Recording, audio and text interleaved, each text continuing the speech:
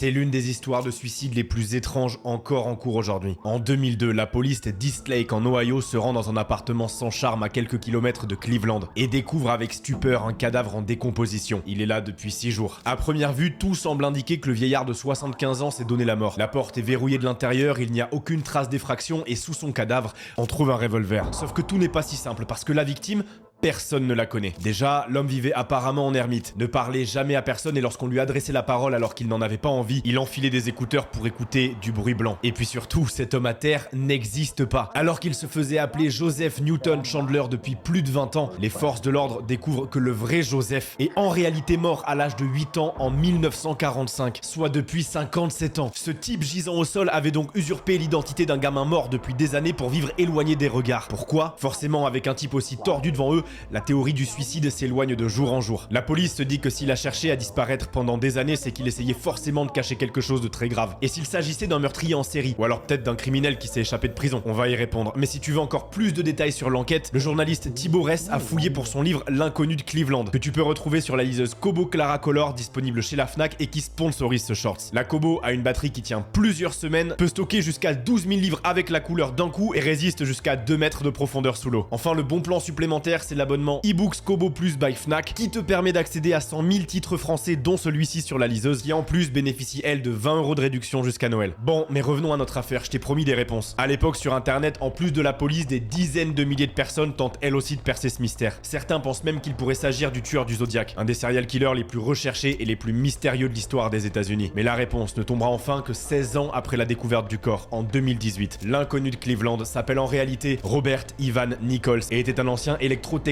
qui après son divorce n'avait plus jamais donné de nouvelles à ses enfants et son ex-femme, ce qui étrangement le rend encore plus suspect. En fait, la police trouve inconcevable qu'il ait pu changer d'identité juste pour éviter son ex-femme. Sauf qu'aujourd'hui, fin 2024, les enquêteurs n'ont toujours pas réussi à trouver un autre motif justifiant son changement d'identité clandestin.